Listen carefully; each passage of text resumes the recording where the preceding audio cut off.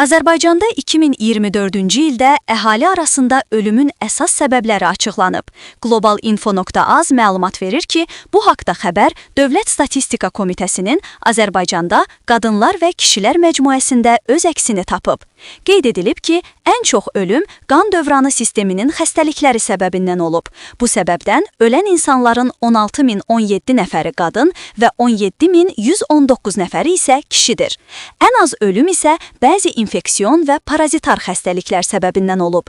Bu səbəbdən ölənlərin sayı 179 nəfər qadın və 375 nəfər kişidir.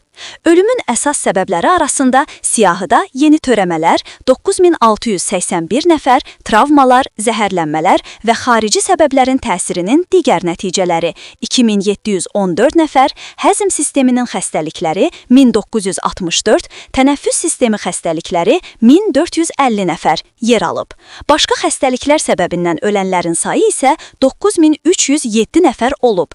Əlavə edək ki, ötən il ölkədə 58909 ölüm halı qeydə alınıb. Onlardan 26473 nəfəri qadın, 32436 nəfəri isə kişi olub.